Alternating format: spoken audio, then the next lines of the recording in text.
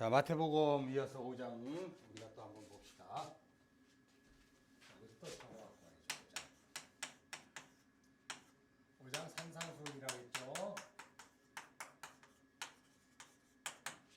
저 시간에 지금 팔복에 대해서 이야기했습니다. 팔복은 천국 백성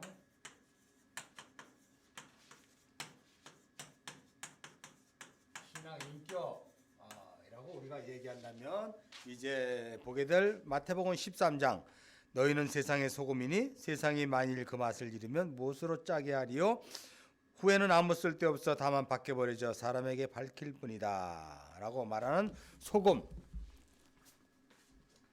자, 그 다음에 너희는 소금이요 그리고 너희는 빛이요 라고 해서 이것은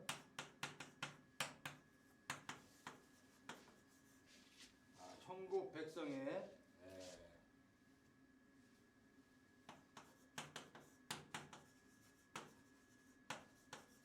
사회적 역할 이렇게 우리가 이야기할 수 있습니다.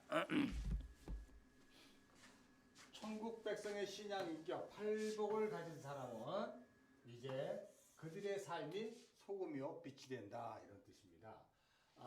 팔복을 통해서 소금을 만들고 빛을 만드는 게 아니라 천국 백성의 신앙 인격을 가진 팔복, 신령이 가난한 자, 애통하는 자 이런 것으로 말미암아 예수로 말미암아 천국 백성으로 살아가는 자가 바로 소금이요 빛이다.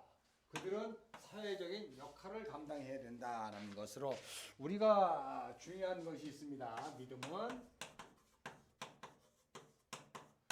행동하는 것이다. 믿음은 행함이다. 라는 것이 여기에서 비롯되는 것이죠. 많은 사람들이 입술로는 믿는다고 하면서 제대로 행하지 않는 사람들을 많이 보죠.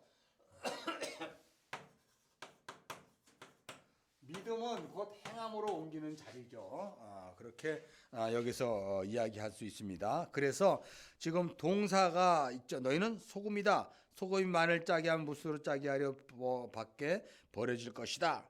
또 너는 세상의 빛이라 산 위에 있는 동네가 숨기지 못할 것이다 라고 말하면서 우리는 빛이요 소금이요 이 빛과 소금의 관계를 많은 사람들이 이야기하죠. 소금으로서는 방부제 역할을 한다는 것이죠. 썩지 않게 하는 역할. 그리고 또 맛을 내는 역할이죠.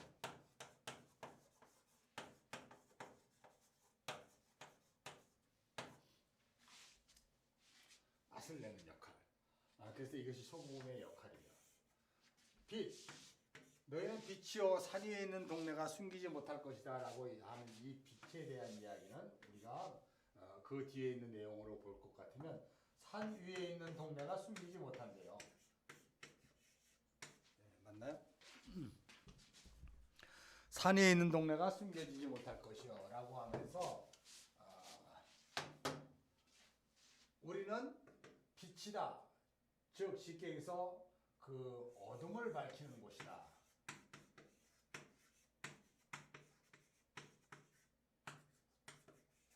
그 다음에 빛은 드러난다.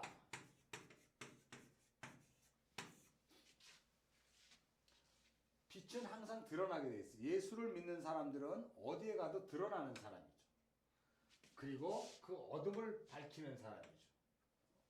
이 역할을 다른 말로 이야기하면 거룩이다. 그래서 우리가 그 다른 서신서에 보면은 너희는 거룩한 백성이요 그의 소유된 나라요 뭐 이런 내용이 있습니다. 그래서 이 소금과 빛을 여기서 이야기하는 것은 바로 거룩에 대해서 이야기하고 있는 것이에요. 그래서 그리스도인은 거룩한 사람이다. 또 이 거룩을 다른 말로 이야기하면 우리가 카도시라는 사람에서 분리되다. 다시 말해서 세속과 세상이 아니에요. 세속이에요. 세속과 분리되다. 뭐 이렇게 얘기해요. 그래서 이 거룩의 용어적인 의미 중에 이 빛이라는 성분이 있어요. 그래서 따뜻하다.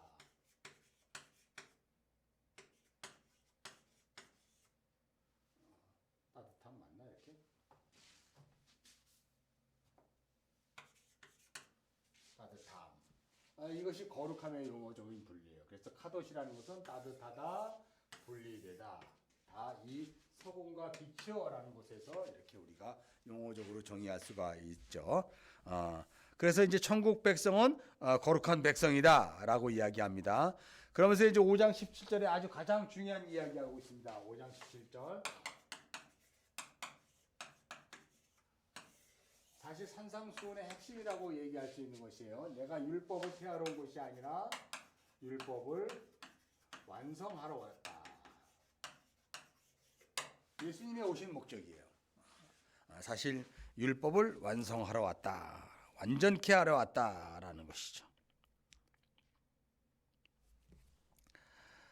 그래서 이 율법이 천지가 없어지기 전에도 율법의 일점 이력도 없어지지 않고 다 이루리라라는 말로 주님이 다 이루리라라는 예언적 선포로 이제 이 산상수훈에서 주님의 일하심을 이렇게 보여주고 있습니다. 그 다음에 19절에 그러므로 누구든지 이 계명 중에 지극히 작은 것 하나라도 버리고 그 사랑을 가르치는 자는 천국에서 작다 일컬음을 받을 것이요 행하며 가르치는 자는 크다. 행하며 가르치는 자는 천국에서 큰 자다.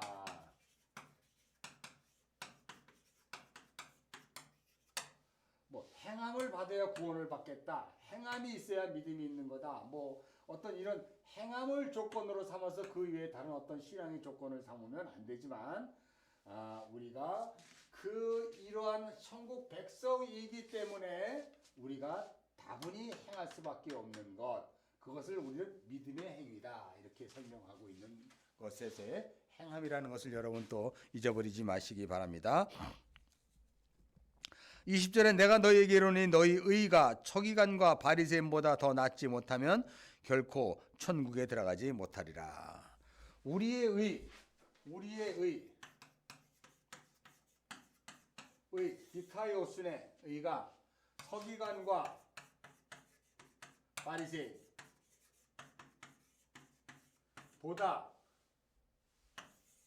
더 낫지 못하면 천국에 들어가지 못하리라 라고 해요. 더 낫지 못하다. 이게 이제 보다 더 낫지 못하면, 이 낫지 못하다는 것은 이 서기관과 바리새인들이 가지고 있는, 그들이 생각하고 있는 의, 인간의 의, 자기의 의, 이런 의가 아니라 주어지는 의, 예수로 말미암아 주어지는 의, 그것을 이야기하고 있는 거예요. 서기관과 바리새인들은 율법을 지키려고 노력을 했죠. 율법을 철저하게 지키려고 노력했어요. 그것이 바로 인간의 의, 자기의 의라는 것이죠. 이 의보다는 여기에 더 낫지 못하면 이러는 페라시오라는 이 헬라어의 단어는 뭐냐면 차원이 다른 의를 말하고 있어요.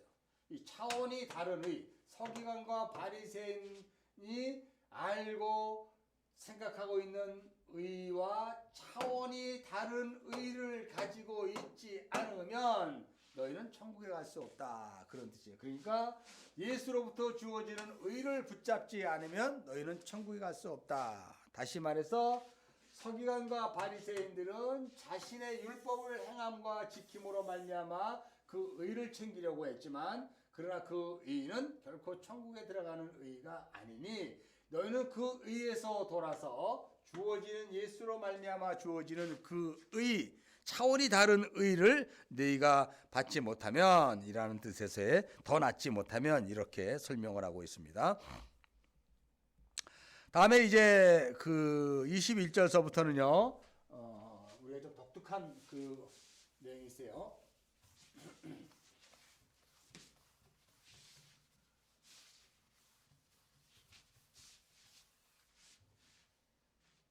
자, 마태복음 5장 21절부터 독특한 내용이 있는데요. 어떤 내용이냐면 우리가 보시죠. 옛사람에게 말하는 바 살인하지 말라.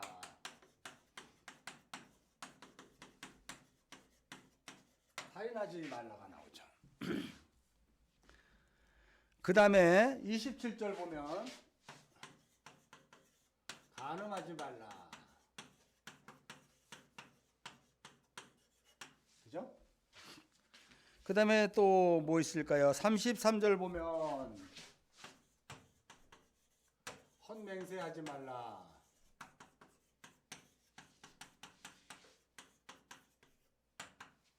자, 이게 어디서 많이 본 내용이에요. 그죠? 이런 것을 보면 지금 산상수훈의 배경이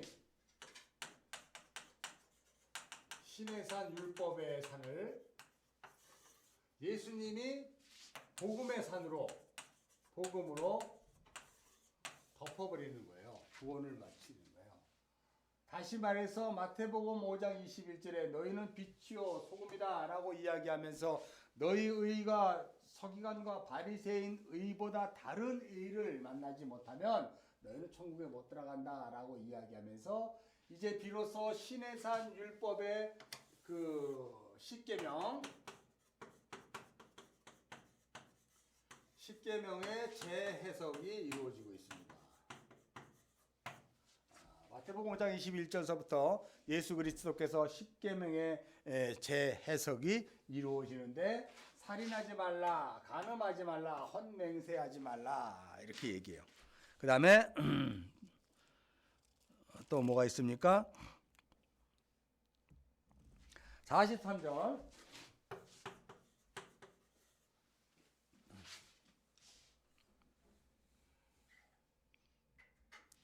이웃을 사랑하고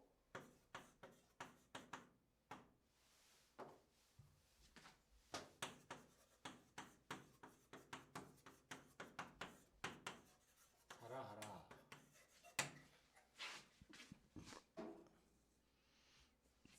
이웃보다도 강한 것, 원수를 사랑하라.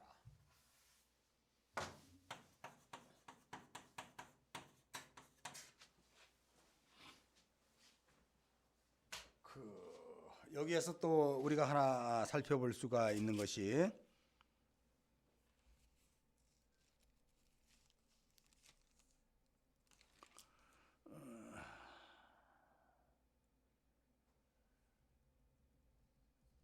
자, 우리가 이렇게 한번 볼 수 있습니다. 자, 십계명을 지금 재해석해 주죠. 여기 십계명 중에서 하나님에 대한 계명 안식일을 거룩히 지킬지니라 라고 얘기한 것 이 다음에 내 부모를 공경하라. 내 부모를 공경하라.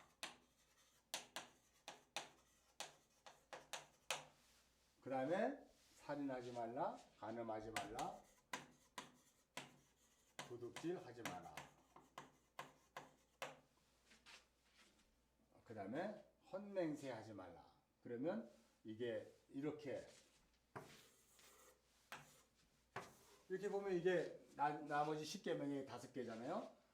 5계명, 그 다음에 6계명, 7계명, 이게 7계명,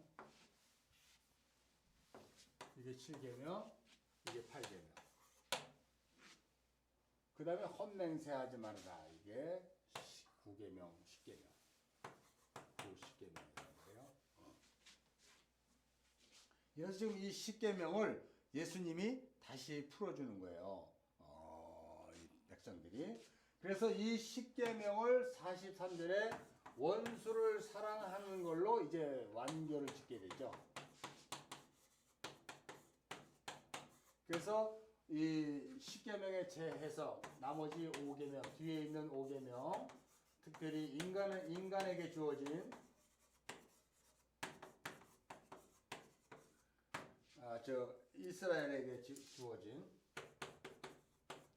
이스라엘에게 주어진 이 5계명을 이들이 실패했단 말이에요. 지키는 것을. 그래서 예수님께서 이 산상수훈에서 이 10계명의 진짜의 의미를 이제 다시 설명해 주고 있는 거예요. 자, 여기 한번 봅시다. 마태복음 5장 21절에 옛사람에게 말한 바 살인하지 말라 누구든지 살인하며 심판을 받게 되리라 했다는 것을 너희가 들었으나 라고 이야기하죠. 그런데 내가 너희에게 이르노니 노하는 자마다 심판을 받고 형제에 대해 라가하는 자는 공회에 잡혀가게 되고 미련한 놈이라는 자는 지옥불에 들어가게 되리라. 그래서 이 살인하지 말라라는 것에 대해서 이제 다른 이야기를 하고 있어요. 그리고 예물을 제단에 드리려다가 내 형제의 원망 들을 만한 일이 생각나거든 형제와 화목하고 예물을 드려라. 고발하는 자가 있을 때 길에서 사화해라. 재판관에게 이니 너에게 오게 가둘 것이다. 진실로 내가 내게 이르노니 한 푼도 남김없이 다 갚기 전에는 결코 거기서 나오지 못하리라. 라고 하는 이 살인하지 말라 라는 내용을 이제 재해석해 주고 있는 거예요. 그러면서 이 살인하지 말라를 내 부모를 공경하라, 형제를 나가라 하는 자는 이런 식으로 이제 설명을 하고 있죠. 공회에 잡혀가게 된다. 형제에게 노하는 자마다 심판받게 되고 형제에 대해서라고 내 부모를 공경하는 자를 형제로 대체하고 있어요. 형제에 대해서 그래서 이제 천국 백성에게 이 네 부모가 아니라 이제는 형제로 대체되고 있는 것을 우리가 십계명에서 여기서 내용에서 볼 수 있어요. 살인하지 말라라고 이야기하더니 이제 형제에 대해서 이야기하는 이 십계명의 내용이 이렇게 바뀌어지는 내용을 우리가 다시 한번 살펴보고요. 여기에 대한 진의는 우리가 좀 여기서 짧은 시간에 대충 제가 설명하자면 이런 겁니다. 이 십계명 중에 살인하지 말라는 것은 이 제사용 용어거든요.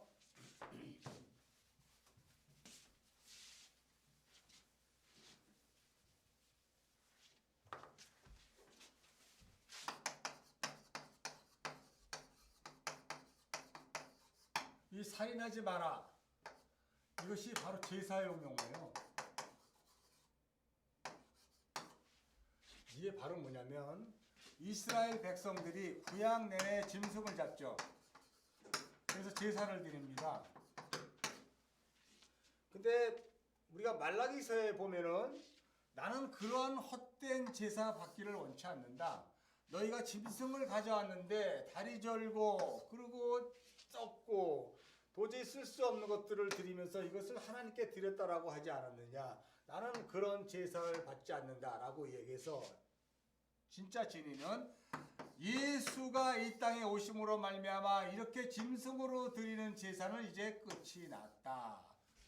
그러니 더 이상 너희는 살인하지 말라. 이런 뜻으로 우리가 또 이렇게 살펴볼 수가 있어요. 그리고 내 부모를 공경하라.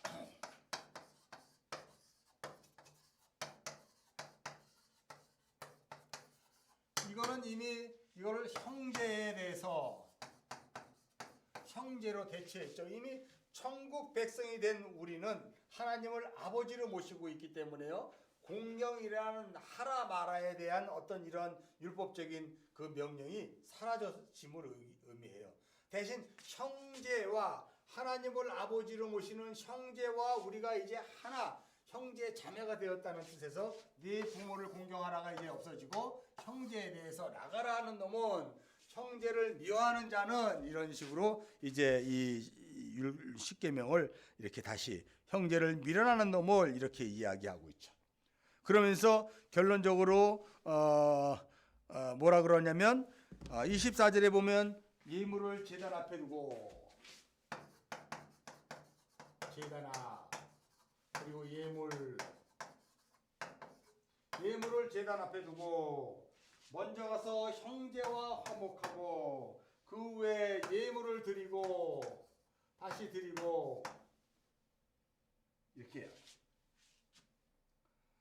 제단 앞에서 그 네가 날마다 드리는 그 예물이 그 죽은 짐승의 예물은 아니다 이거야. 먼저 그 형제 예수 그리스도 너희의 진짜 형제 예수 그리스도 너희를 위해 십자가에 죽으신 그 예수 그리스도 그 형제와 화목하라. 그의 십자가의 예물로 말미암아 너희가 이제 살인을 끝이고 형제와 하나 되라라고 하는 것으로 이제 십계명을 이렇게 다시 재해석해주고 있어요. 그다음에 간음하지 말라. 간음.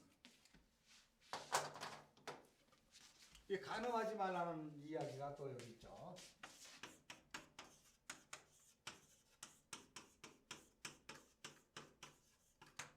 이 간음하지 말라는 것은 율법을 이스라엘 백성들이 오해를 했어요. 그래서 가나안 땅에 들어가거든 그 하나님을 제대로 섬기지 못하고 바알과 아스라를 섬기고요. 우상을 섬기게 되죠.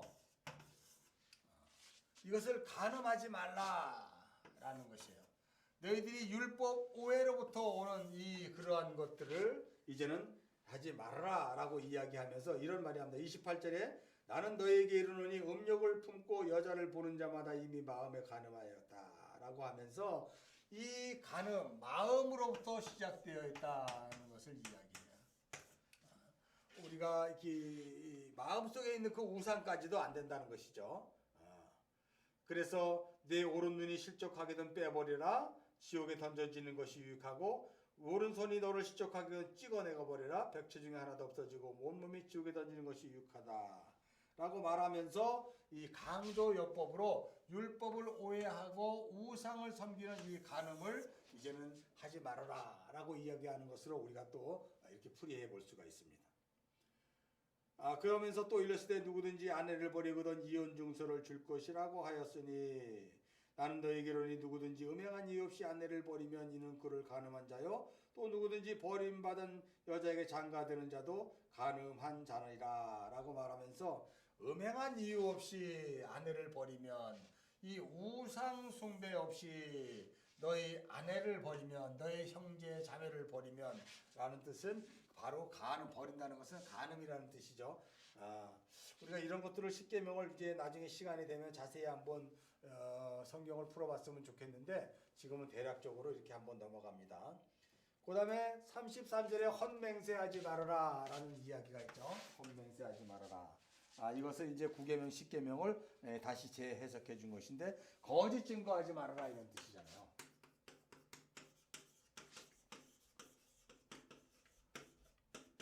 이 거짓 증거하지 말라는 뜻은 또 굉장히 중요한 것이죠.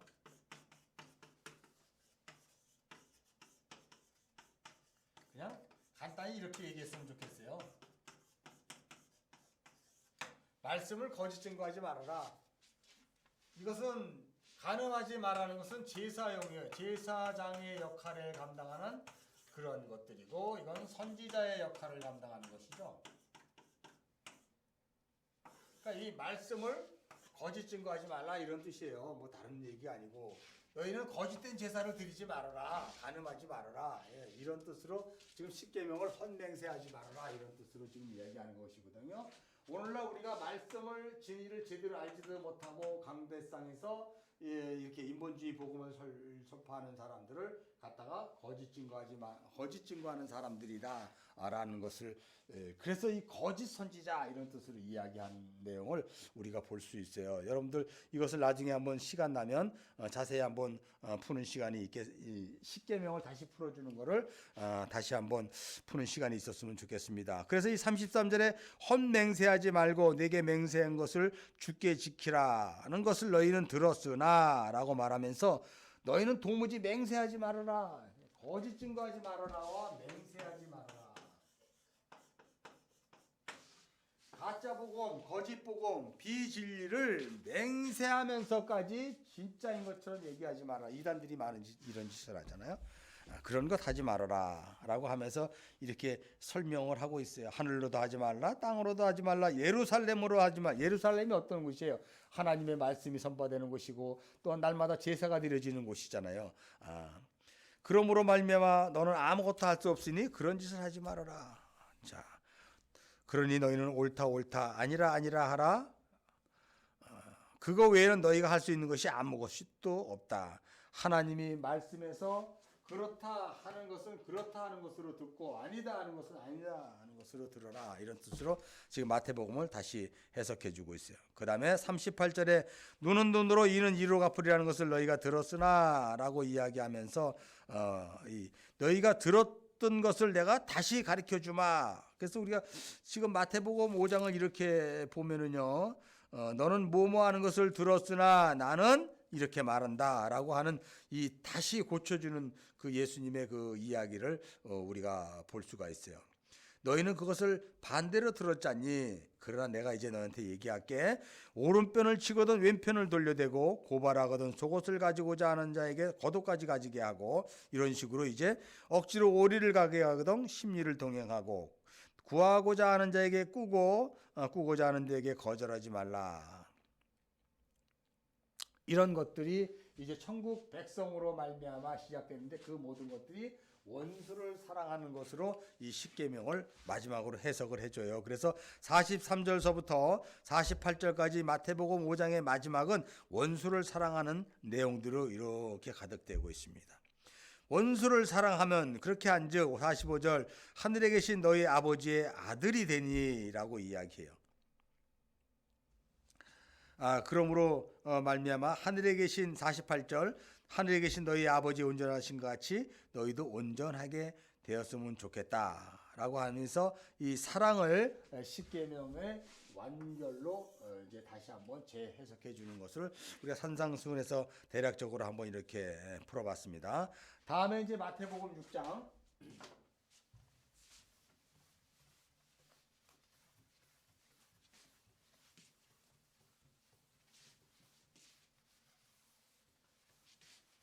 살인하지 말라, 간음하지 말라, 거짓 증거하지 말라는 것은 사실 하나님의 말씀, 또 하나님의 그 제사, 또 이런 것들, 우상 숭배 이런 것들에 대해서 하지 말라는 뜻이지. 실상 무슨 뭐 사람을 죽이고 도둑질을 하고 뭐 그런 것들은 부차적인 내용이고요. 그 성경의 원진의의 뜻은 그런 내용이 들어있다는 것을 제가 대충만 여러분들에게 이제 알려드리고 넘어갑니다. 왜냐하면 그것을 설명하려면 이 시간 갖고도 모자라요. 한 10시간 갖고 히브리어를 다 헬라어를 풀고 들어가야만 그것을 알 수 있기 때문에 그건 지금 이 짧은 시간에서는 불가능해요. 여러분들이 나중에 스스로 공부해서 파헤치시기 바랍니다. 자, 6장에서는 이제 구제를 하는 방법, 기도하는 방법, 또 금식하는 것, 이런 것들에 대해서 얘기하고 있습니다. 이스라엘 백성들이 그동안 율법으로 말미암아 지내왔던 그 모든 것들이 사실상 6장 1절을 한번 여러분 보십시오. 사람에게 보이려고 라고 하는 내용으로 딱 이렇게 하나님이 선을 긋죠. 주님께서. 그래서 모든 사람들이 사람에게 보이려고 한다는 거예요. 그들 앞에서 너희 의를 행하지 않도록 주의하라. 그렇지 아니하면 하늘에 계신 너희 아버지께 상을 받지 못한다 라고 말하면서 사람에게 보이려고 구제하지 말아라.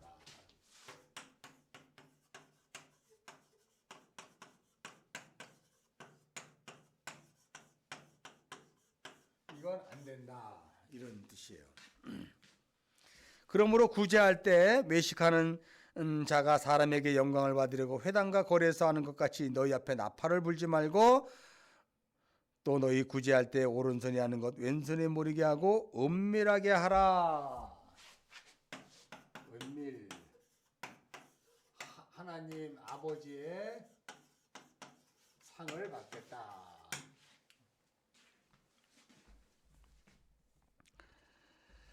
이렇게 해서 이제 그 구제의 잘못된 방법, 사람에게 보이는 그 구제는 안 된다. 그 다음에 이제 기도. 잘못된 기도에 대해서 가르쳐 주죠. 예수님께서 너희들이 기도를 하는데 외식하는 사람처럼 기도한다는 거예요. 외식적인 기도. 그 다음에 여기에 보면은 중언부언하는 기도. 이렇게 해서 또 중언부언하는 기도. 이런 내용들은 이제 여러분 수시로 외식적인 기도가 뭔지 중언부언하는 기도가 뭔지 그런 여러분들이 이제는 스스로 다 아실 수 있으리라고 믿고요. 굳이 이런 것까지 제가 설명해 줄 필요는 없는 것 같아요. 스스로 하시면 되니까요. 그 다음에 이제 그 기도의 참 뜻, 진짜 기도는 어떤 것이다 라고 해서 주님이 가르쳐준 기도가 이제 나오기 시작합니다. 그래서 기도의 원형이에요. 그래서 기도의 첫 번째, 하늘에 계신 우리 아버지여 라고 이렇게요. 하늘에 계신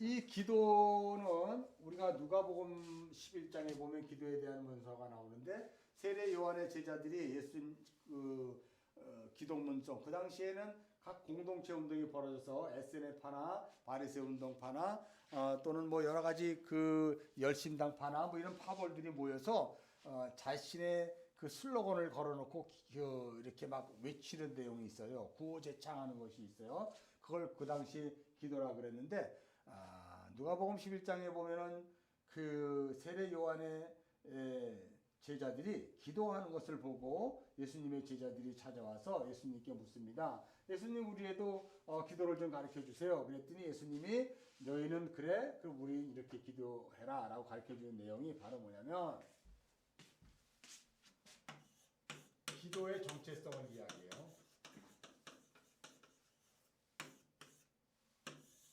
기도의 정체성이 가장 중요한 것이죠. 예수를 믿는 사람들이 너희는 이렇게 기도하라 예수님이 얘기했을 때 기도의 정체성은 첫째, 하나님이 우리 아버지다. 하나님이 우리 아버지라고 고백하는 자들이 예수 그리스도로 말미암아 공동체의 정체성이다. 그러니까 이 땅의 교회의 정체성이기도 해요. 이거는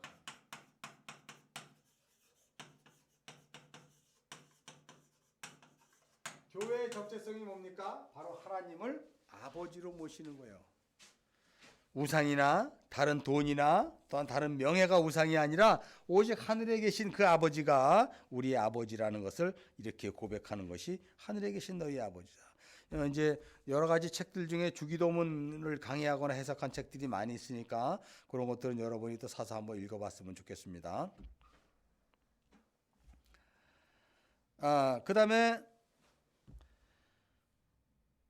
이름이 거룩히 여김을 받으시오며 라고 하는 우리 아버지는 두 번째, 그 이름이 거룩함,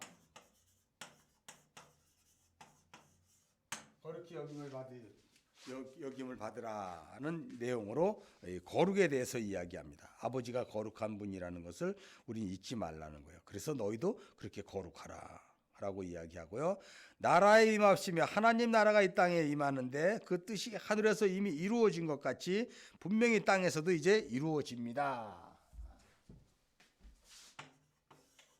하늘에서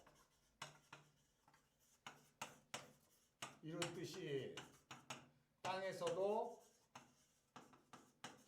분명히 이루어질 것이다. 이루어질 것을 믿어라 라고 이야기해요. 이제 사실 이 기도의 정체성을 통해서 예수가 제자들에게 가르쳐 준 것이니까 예수님의 청원이라고도 이야기한다. 이거는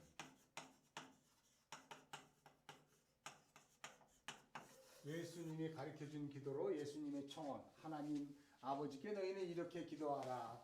이것이 요한복음 17장의 대제사장의 기도로 나오고 있죠.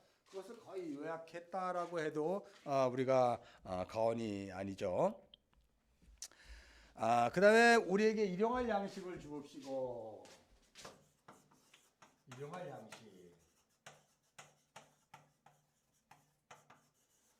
여기서 일용할 양식을 여러분 그 풋노트를 보면 이런 말이 있어요.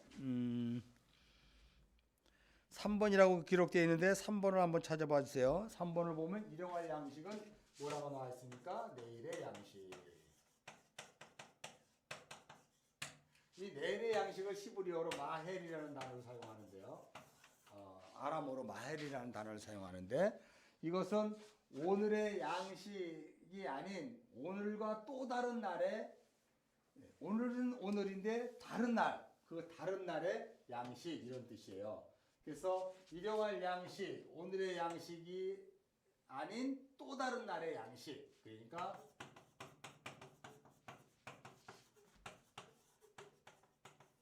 일용할 양식을 주옵소서라고 얘기할 때 오늘 먹는 그 양식을 이야기하는 것이 아니라 내일의 양식이라고 풋노트에 기록되어 있죠. 3번에 이렇게 3번 써 있으면서, 그런데 그것을 아람어로 보면 마헬이라는 단어를 사용하는데 이 마헬은 또 다른 날의 양식이라는 거예요. 이게 뭘까요? 우리가 출애굽할 때 만나를 우리가 볼 수가 있습니다. 만나가 매일 그날을 이렇게 거뒀어요. 근데 어떤 날은 내일의 양식을 거뒀어요. 이틀치를 구했죠. 이틀치. 언제입니까? 안식일 전에는 이틀치 양식을 구했어요. 그러니까 내일의 양식은 안식일의 양식이에요. 안식일에 먹을 양식. 그러니까 일용할 양식을 주옵시고는 안식에 대한 내용이란 말이죠. 그럼 영원한 안식일에 우리가 들어가야 해서 그 음식을 먹어야 될 것이 바로 뭐예요? 또 다른 날의 양식이라고 그랬으니까 그것을 나중에 살펴본 예수 그리스도예요. 우리가 예수 그리스도로 말미암아 그 양식을 먹어야 되는, 그래서 또 다른 날에 들어갈 수 있는 그러한 필요한 것을 우리가 때 하나님이 주신다는 것을 볼 수가 있고요. 그 다음에 12절에는 우리가 우리에게 죄 지은 자를 라고 이야기했는데 그 풋노트에 4번 5번 죄 지은 자,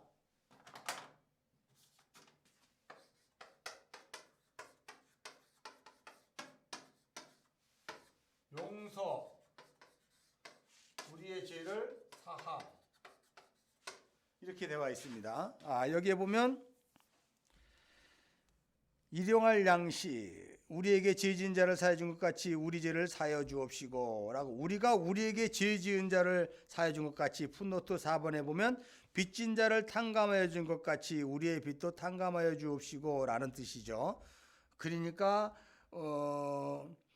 빚진 자를 탕감하여 준 것 같이 우리의 빚도 탕감하여 주시옵고 라고 한 내용이 바로 마태복음 이제 18장으로 넘어가면 그 100데나리온 빚진 자가 하나님이 탕감해 주고, 100데나리온 빚진 자가 101만 달란트, 10,000달란트 빚진 자를 하나님이 탕감해 주고, 100데나리온 빚진 것을 10,000달란트 탕감받은 자가 또 갚으라고 옥에 가두는 그런 사건을 통해서 이 내용을 지금 이야기하고 있는 것이에요. 용서에 대한 이야기예요.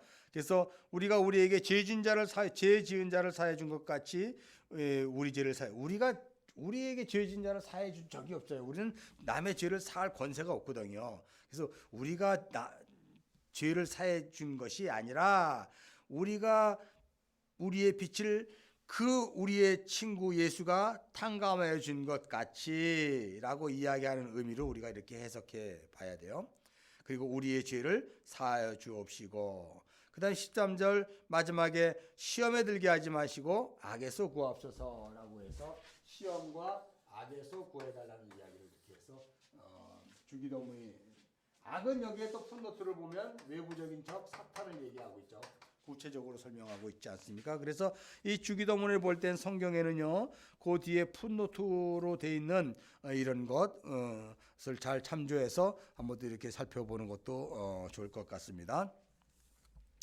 다음에 이제 용서에 대한 이야기, 바로 그대로 나오는 거죠. 마태복음 18장에 나오는 용서, 아까 이야기한 주기도문에서 연결되는 거죠. 결국 주기도문의 핵심은 용서에 대한 것이에요. 너희가 사람의 잘못을 용서하면 너희 하늘 아버지께서도 너희 잘못을 용서하시려니와, 너희가 사람의 잘못을 용서하지 않으면 하늘에 계신 너희 아버지도 너희 잘못을 용서하지 아니하리라 라고 하는 것으로, 이 주기도문의 결론은 하늘에 계신 아버지가 우리를 용서하셨다. 뭐로? 십자가로. 그래서 이 십자가의 용서의 사건을 기억하라 라고 하는 것에서의 주기도문을 우리가 이렇게 한번 또 볼 수가 있습니다. 그 다음에 16절에 금식하지 말라라고 해서 이제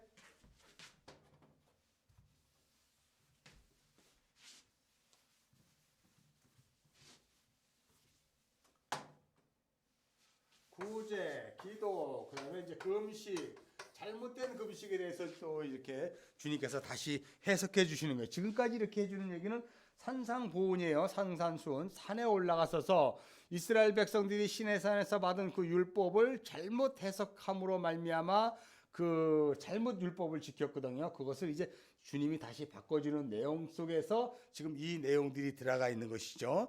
그들이 율법을 잘못 오해함으로 말미암아 구제와 기도가 외식적이고 중언부언이고 사람에게 보이는 것으로 돼서 주님께서 다시 이 기도에 대한 정체성과 예수님의 청원을 통해서 다시 한번 해석해 주는 내용들을 볼 수가 있고요. 이제 금식을 하는 것을 이렇게 보면서 금식할 때 너희는 외식하는 자 같이 하지 말아라라고 말하면서 쭉 이제 금식을 어떻게 해야 되는지를 이야기하고요. 그 다음에 이제 19절에는 너희 보물을 위하여 보물을 땅에 쌓아두라라고 하면서 이제 우리의 그 어떤 내용들 그러면서 눈은 몸의 등불이니 그러면 내 눈이 성하면 온 몸이 밝을 것이요 내 눈이 나쁘면 온 몸이 어두울 것이니 그러므로 내게 있는 빛이 어두면 그 어둠이 얼마나 어둡겠느냐. 한 사람이 두 주인을 섬기지 못할 것이니 혹 이를 미워하고 저를 사랑하거늘 혹 이를 중히 여기고 저를 경히 여김이라 너희가 하나님과 재물을 겸하여 섬기지 못하느니라 라고 말하면서 이제 마태복음 6장 33절에 너희는 그의 나라와 그의 의를 구하라. 이것이 이 천국 신자된 천국 백성들이 구해야 될 것이죠. 그러므로 이제 그 내용들이 쭉 있고요. 동일하게 34절에 그러므로 내일 일을 위하여 염려하지 말라. 내일 일은 내일 염려할 것이요 한날 깨로면 그날을 족하리라 말하면서 오늘이 아닌 또 다른 날이라고 이렇게 설명하는 것을 볼 수가 있습니다. 자, 다음에 이제 7장으로 넘어가면 이제 비판에 대해서 나와요. 비판받지 않으려거든 비판받지 말라라고 해서 비판. 그다음에 이제 비판을 통해서 이제 거룩한 것을 계획해 주지 말고 진주를 돼지에게 던지지 말라라고 하는 내용들을 이렇게 쭉 있고요. 이런 것은 나중에 그 주석을 자세히 찾아보면 그 내용들이 무엇을 이야기하고 있는지 잘 찾을 수 있으니까 여러분 찾으시기 바라고요. 그 다음에 구하라 찾으라 문을 두드리라 라는 그 내용이 7장으로 쭉 이렇게 연결될 것입니다. 그래서 뭘 구하고 뭘 찾고 뭘 두드리는지는 여러분이 잘 아시다시피 누가복음을 보면은 결국 그것은 성령을 말한다라고 하는 것을 우리가 볼 수 있습니다. 자, 그래서 그런 식으로 우리가 쭉 살펴보면서 이제 그 황금률이라는 것이 있죠. 12장에 보면 이런 것이에요. 무엇이든지 너희가 남을 대접받는 대로 너희도 남을 대접할 것이라. 이것이 율법이요 선지자다라고 말하면서 대접받고자 하는 자는 너희에게 그렇게 대접을 하는 것이 하나님의 명령이다. 이런 것으로 이제 새로운 율법을 다시 해석해 주는 것으로 설명하고 있습니다. 그러면서 이제 좁은 문으로 들어가라. 멸망으로 인도하는 문은 그 길이 넓고라고 해서 13절서부터는 이제 천국 백성이 어떤 것을 추구해야 되는지를 이렇게 설명하고 있어요. 천국 백성이 어떤 것을 추구해야 되는가. 그래서 우리는 넓은 문이 아닌 좁은 문으로 들어가야 된다. 왜 그러냐면 좁은 문에만이 생명으로 인도하는 문이 있기 때문이다. 그리고 그분은 협착하여 찾는 자가 적다라는 것으로도 우리가 이제 설명을 할 수 있습니다. 그 다음에 열매로 그들을 알리라라고 말하면서 이제 거짓 선지자들을 삼가라. 그리고 열매로 그들을 알지니 너희가 가시나무에서 포도를 따겠느냐 엉겅퀴에서 무화과를 따겠느냐라고 이야기하면서 이 내용 그대로 우리는 요거는 문자적으로 봐도 뭐 그 안에 어떤 특별한 어떤 것들이 있지 않아요. 오히려 이걸 알레고릭하게 보는 것이 더 잘못된 것이고요. 있는 그대로만 우리가 보고 봐도 이것이 무엇을 의미하고 있는지를 우리 자세히 살필 수가 있죠. 그러면서 이제 거짓된 복음으로 잘못된 율법으로 나더러 주여 주여 하는 자마다 천국에 들어갈 것이 아니요라고 말하는 것으로서 다만 하나님 아버지의 뜻대로 행하는 자라고 하는 그 행함, 아버지의 뜻대로 행하는 거. 내가 너희들에게 여태까지 이야기한 건 아니냐. 그게 바로 아버지의 뜻대로 행하는 것이다. 이스라엘 백성들이 시내산에서 아버지의 뜻대로 행했다고 했지만 전부 잘못된 길, 어그러진 길로 갔지만 이제 내가 산상수훈을 통해서 너희들에게 얘기한 그것이 다 아버지의 뜻이었다. 그대로 행할 때 비로소 라고 하는 것에서 마태복음 7장 21절에 그날에 주여 주여 하는 자마다 다 천국에 들어갈 것이 아니요 다만 하늘에 계신 내 아버지의 뜻대로 행하는 자가 들어가리라. 그러면서 이제 기사와 이적과 표적으로 귀신을 쫓아내고 무슨 많은 권능을 행하고 이런 것으로도 도무지 알지 못한다고 얘기해서 이제부터는 우리가 산상수훈을 통해서 마태복음 5장, 6장, 7장을 통해서 그리스도 예수께서 다시 재해석해 준 십계명의 내용대로 하는 것이 아버지의 뜻대로 행하는 것이다. 그래서 그 행함을 강조하고 있어요. 그러면서 마지막으로 나의 그 산상수훈을 다시 풀어준 그것이 반석. 그리고 너희가 예전에 알고 있었던 그것이 모래 위. 그래서 너희는 이 반석 위에 너희의 집을 지어라. 모래 위에 짓던 집은 결국은 무너진 것 아니냐라고 이야기하면서 그런 것으로 비교해서 우리들에게 설명해 주고 있죠.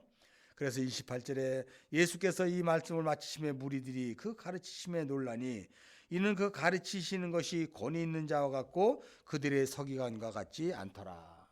그들의 서기관과 같지 않고 권위 있는 자와 같다라 라고 이야기하면서 그리스도 예수께서 이제 산상수훈을 통해서 그 교훈을 통해서 천국 백성은 이제 이래야 될 것이다 라고 하면서 마지막으로 아버지의 뜻대로 행하는 것이 반석이요 그리고 너의 뜻대로 하는 것이 모래에 집은 집이다 라고 말하면서 이 반석이 나중에는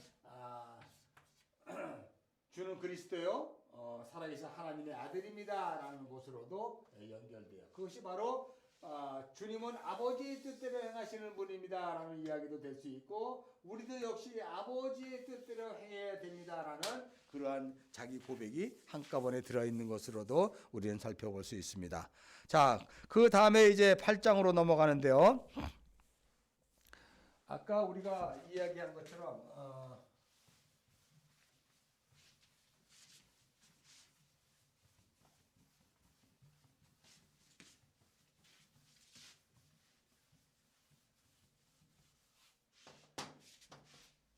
자, 5장, 6장, 7장이 이제 강화로 되어 있죠. 산상수훈. 그 다음에 이제 8장, 9장이 이제 기사가 붙는다고 했어요. 기사. 그 다음에 10장이 이제 강화. 그럼 11, 12장이 기사. 그 다음에 13장이 강화. 여러분 이제 쭉 이런 식으로 나가죠. 자, 이게 강화가 나왔으면 이거에 대한 기사가 바로 여기에 연결되는 거예요. 10장이 강화가 나왔으면 이거에 대한 기사가 나오는 것이고요. 13장이 강화가 나왔으면 이거에 대한 것이에요. 그러면 여러분 알다시피 이제 8장, 9장은 무엇에 대한 기사예요? 바로 산상수훈에 대한 기사예요. 자, 8장, 9장 이거는 5장, 6장, 7장 강화에 대한 기사다. 다시 말해서 이 8장 9장을 통해서 이 천국 백성 천국 복음을 선포한 주 예수 그리스도로 말미암아 새로운 질서를 가지고 있는 백성들은 이라고 이야기하면서 이제 이 8장 9장에서는 그 말씀을 선포하신 분이 어떤 분인가 를 기사를 통해서 설명하고 있다는 것이죠. 그래서 그 분은 어떤 분인가? 이제 8장, 9장은 이렇게 쭉 살펴보면은요. 예수께서 이제 산에 내려오시니 1절에 산에 내려오시니 수많은 무리가 따르니 제일 먼저 납병 환자를 이렇게 고쳐주는 내용을 볼 수가 있어요. 자, 다시 말해서 이 8장 9장은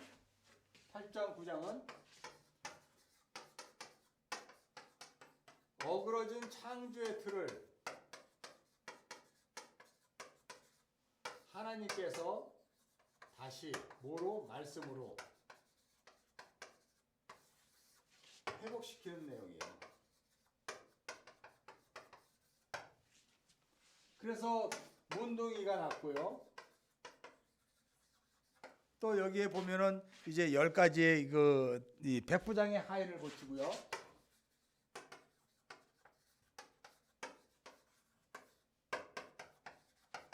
전부 이런 기사 표적들로 이제 쭉 나와 있죠. 그리고 베드로 장모의 열병을 고치고요. 자, 이런 것이 어그러진 하나님의 창조의 틀을 다시 회복하는 것으로 이제 치유 사역들이 일어나는 것이죠. 그리고 이제 18절에 예수를 따르는 그러한 것들을 통해서 이제 예수를 따르는 것이 어떠한 것인가, 예수께서 무리가 자기를 에워싸는 것을 보시고 18절 건너편 가기를 명하시니라. 한 서기관이 나와서 예수께 이르되 선생이여 어디로 가시든지 저는 따르리다. 예수께서 이르시되 여우도 굴이 있고 공중에 새도 있고 거처가 있은데 인자는 머리 둘 곳이 없다. 20절 인자는 머리 둘 곳이 없다. 근데 이 머리라는 것이 굉장히 중요한 내용으로 얘기해요. 이제 마태복음 11장으로 가면은요, 세례 요한이 나오고요. 그 다음에 14장인가요? 14장에 가면 세례 요한이 목이 잘려요. 그러니까 머리가 없어집니다. 머리가 없어지는 사건이 나와요. 자, 이 14장 되기 전이었으니까 지금 이 8장에서 인자는 머리 들 곳이 없다라고 이야기하는 머리, 우리가 예수가 우리의 머리가 되잖아요. 그리고 우리는 그의 지체가 되잖아요. 아직까지 십자가 사건이 이루기 전이었기 때문에 인자, 사람의 아들로 오신 예수, 그분이 아직 십자가를 지지 않으셨기 때문에 그분의 머리가 어디엔가 둘 곳이 없다는 거예요. 왜냐하면 이 세상은 죄로 말미암아 타락된 곳이었기 때문에 거룩한 예수 그리스도의 머리로 말미암아 지어지는 교회가 탄생하기 전까지는 머리가 둘 곳이 없는 거예요. 그래서 예수님이 미리 교회의 탄생과 예수님의 머리 둘 곳을 이야기. 왜냐하면 서기관이 예수님을 따르겠다고 했을 때 너희가 알고 있는 서기관, 너희가 율법을 알고 또 하나님의 그 말씀을 네가 잘 알고 있다고 하는데 그곳으로는 너희가 교회가 될 수가 없는 거야. 그곳으로는 내가 너희의 머리가 될 수가 없는 것이야 라고 얘기해서 이 머리 둘 곳이 없다라는 것으로 이제 예수님이 이렇게 얘기하고요. 그 말 뒤에 21절에 어떤 사람이 주여 내가 먼저 가서 아버지를 장사하게 허락하옵소서. 그랬더니 예수님이 죽은 자들에게 장사하게 하고 너는 나를 따르라 라고 이야기하면서 장사라는 말이 나와요. 죽은 자들에게 장사하게 하라. 이것은 율법을 이야기하는 것이거든요. 그러나 너는 나를 따르라. 이 복음을 따르라. 이런 이야기로 이야기해요. 그 다음에 이제 23절에 바다를 잔잔하게 하는 기사와 표적이 또 나오죠. 예수는 이 하나님의 어그러진 창조의 틀에서의 인간의 회복도 중요하지만 자연도 다스리는구나. 이것을 또 여기에서 그분이 어떤 분인가를 다시 한번 또 이렇게 보여주죠. 그러면서 이렇게 이야기합니다. 그 놀랍게 25절에 제자들이 나와 깨우며 이르되 주여 우리를 구원하소서 우리가 죽겠나이다 라고 이야기하는 것을 통해서 이 세상에 있는 이 바다와 같은 그 저주의 바다에 있는 그 모든 백성들은 구원을 받을 자인 것을 이 바다를 잔잔케 하는 사건을 통해서 제자들이 나와 깨우며 주여 우리를 구원하옵소서 우리를 죽겠나이다 하는 내용을 통해서 이제 그리스도 예수의 구원 사역이 점점 드러나게 되는 것을 우리가 보고 있습니다. 예수께서 이르시되 어찌하여 무서워하느냐 믿음이 작은 자들아 하시고 일어나 바람과 바다를 꾸짖되 이 17절에 그런 말이죠. 그 사람들이 놀랍게 여겨 이르되 이가 어떤 사람이기래 바람과 바다도 순종하는가 하더라 라고 하는 내용을 그 다음에 이제 귀신 들린 자를 고치는 거예요. 귀신 들린 자 109장 귀신 들린 자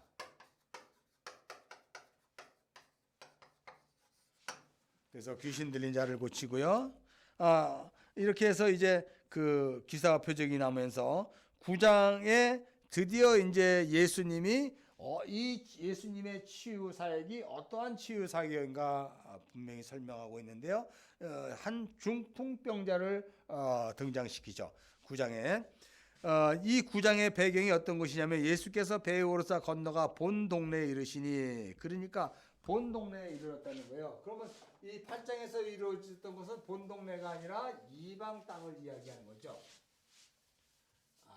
그러니까 가버나움 건너편 땅이에요. 자, 가버나움 건너편 중에 귀신 들린 자들을 고치고 바다와 자연을 다스리시고 또 여러 가지 병 고침을 하고 이제 본 동네에 와서 이 9장의 사건이 일어나는데 9장에서 이 치유의 사건이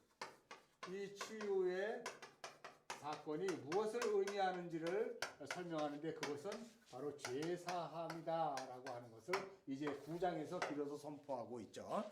그래서 문둥병자를 등장시키면서 그의 믿음을 보고 이르시되 인자 안심하라 네 죄사함을 받았느니라라고 하는 비로소 죄사함에 그에 대한 놀라운 권세를 이제 주님께서 선전포고하고 있는 것을 우리가 볼 수 있습니다. 그러니까 많은 사람들이 이건 신성모독 아니야? 라고 이야기하는 내용들이 쭉 있고요. 5절에서 내가 죄사함을 받았느니라 하는 말과 일어나 걸어가라는 말 중 어느 것이 쉽겠느냐? 그렇죠? 일어나 걸어라. 우리는 일어나 걸어라가 어렵고 죄사함을 받으니라 하는 것은 쉽다고 생각할 수가 있어요. 왜냐하면 이것은 우리의 현실적인 문제 속에서 일어날 수가 없는 문제거든요. 그러나 이거야 뭐 죄사함이야 우리에게 뭐 관계없는 거라. 그러나 하나님의 입장에서 봤을 때는 죄사함을 받으니라 하는 선언이 더 어렵죠. 하나님은 일어나 걸어라 하는 것은 쉬운 거예요. 말씀으로도 고치고 치유하시니까. 그러나 이 죄사함을 선언하기 위해서 하나님은 그 아들 독생자 예수 그리스도를 십자가에 죽여야 하는 그 고난, 순환을 이렇게 드러내고 있는 내용이에요. 그래서 9장서부터는 이제 또 다시 천국 복음을 이야기하되 십자가의 고난에 대한 것들을 이 제사함을 통해서 이렇게 이야기해요. 6절 그러나 인자가 세상에서 제사하는 권능이 있는 줄 너희가 알게 하려 하노라. 제사함의 권능이 있다는 것을 알게 하려 한다. 죄를 사했다라고 하는 것을 많은 사람들에게 알게 한다. 그것이 바로 십자가로 말미암아 일어난 사건들이다라고 이야기하죠. 그래서 그것을 바로 제3의 권세를 이제 마태를 통해서 이제 설명하고 있는 거예요. 세리 마태의 집에 이제 예수님께서 세간에 앉아서 마태를 부르고요. 마태의 집에 앉아서 음식을 먹을 때 세리와 죄인들이 와서 제자들과 예수님이 함께 앉았어요. 그러면서 너희 선생은 세리와 죄인들과 함께 잡수시냐? 라고 얘기했을 때 예수님이 제3의 권세를 말할 때 가장 중요한 핵심적인 내용 뭐라고요 기록되어 있습니까?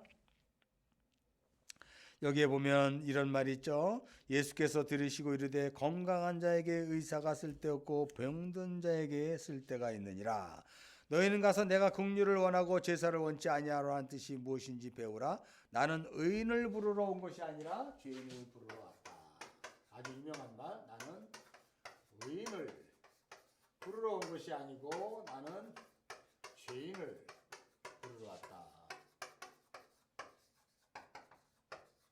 그래서 예수님의 오신 목적, 제3의 선언을 통해서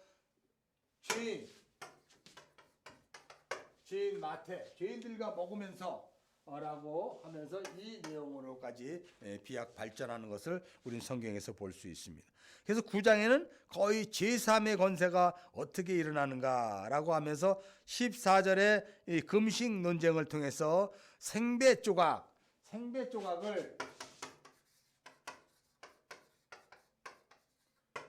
낡은 생배 조각, 새 생배 조각, 새 생배 조각은 구원의 복음, 제3의 복음. 낡은 생각 복음은 율법으로 말미암는 죄의 사슬.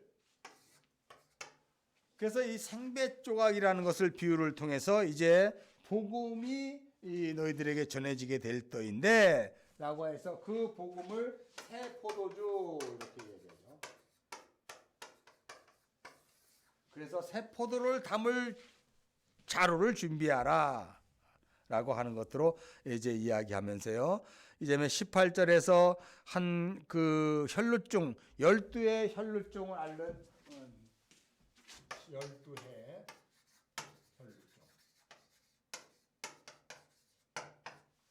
그러니까 지금 예수님께서 이제 그 여기에 보면은 18절에 예수님이 말씀하실 때 한 관리가 와서 절하 이르되 내 딸이 방금 죽었사오니 오셔서 그 몸에 손을 얹으면 그러면 살아나겠나이다 하면서 이제 예수님이 그 관리의 딸을 치료하러 가는 사이에 12의 혈루 쪽을 앓는 여인이 예수님의 옷깃을 만졌다.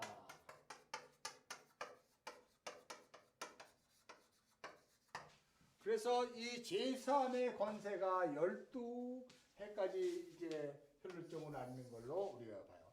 여러분 12이라는 상징어가 12지파, 12제자, 12이죠. 12. 이 12이라는 의미에서는요, 구원이 필요한 수예요.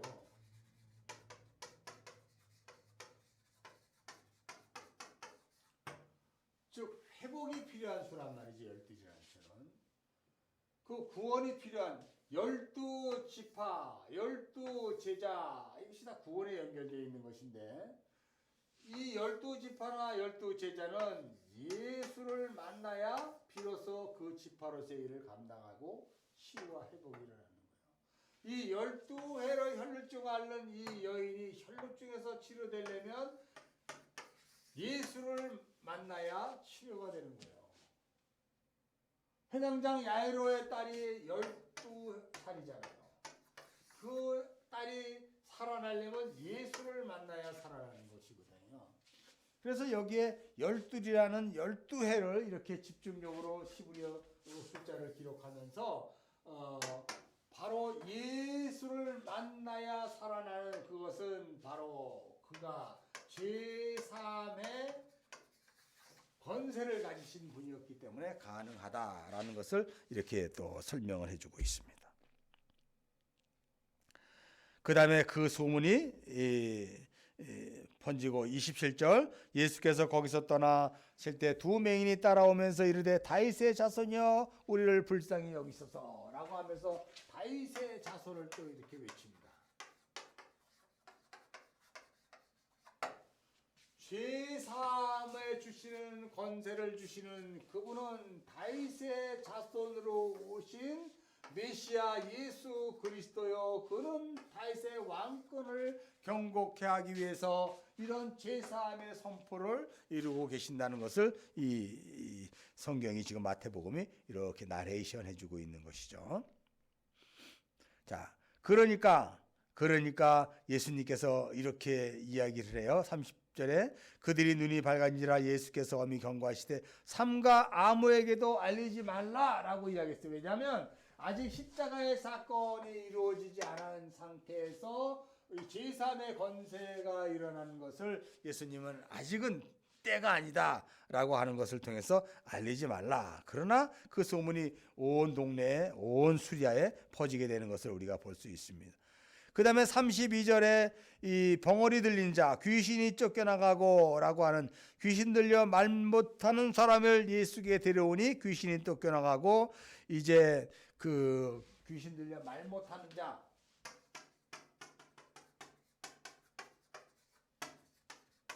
벙어리, 말 못하는 자가 귀신이 쫓겨나갔다. 그래서 이제 말을 하게 되는 거예요. 여러분, 우리가 정말 예수로 말미암지 않는 그 진리로 말미암아 말하지 않는 모든 것들은 다 벙어리예요. 우리는 다 벙어리들이란 말이에요. 그래서 오직 예수로 말미암지 않고 그 예수의 그 거룩한 진리로 말미암아 새 생명을 담지 않으면 우리 안에서 나오는 것은 다 죄악 덩어리죠. 그래서 예수님이 그렇게 말씀하신 거예요. 입에서 나오는 것은, 그렇게 이야기죠.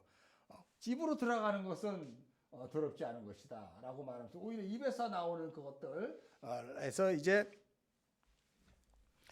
말 못하는 귀신을 고치는 것으로 죄사함의 권세는 결국 그 바리새인들이 이제 결국은 그가 귀신의 왕을 의지하여 귀신을 쫓아낸다 하는 의심을 통해서 이러한 기적을, 놀라운 기적을 행하시는 그분이 바로 예수 그리스도다라고 말하면서 36절에 이런 이야기, 35절에 있습니다. 예수께서 이제 본격적으로 모든 도시와 마을에 두루 다니시다가 그들의 회당에 가르치시며 이제 비로소 천국 복음을 전파한다라고 이야기하고요. 모든 병과 약한 것을 고치시고요. 중요한 건 무리를 보시고 불쌍히 여기시니라고 말하면서 이는 그들이 목자 없는 양같이 고생하여 귀진함이라라고, 목자 없는 양, 무리를 보고, 무리, 오크로스, 이 무리는 목자가 없는 자들을 무리라 그래요. 이들을 불쌍히 여기셨다는 거예요, 예수님이. 그래서 추수한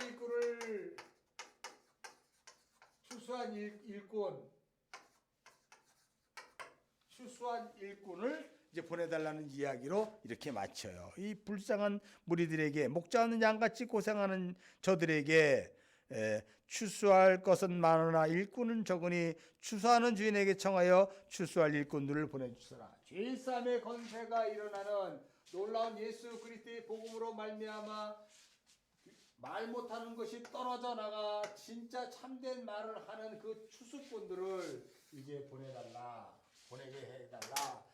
그렇게 기도하라라고 하는 것으로 이제 마태복음 9장이 마치는 것을 볼 수 있습니다. 여기까지 하시고 이제 또 다음 시간에 또 뵙겠습니다. 수고하셨습니다.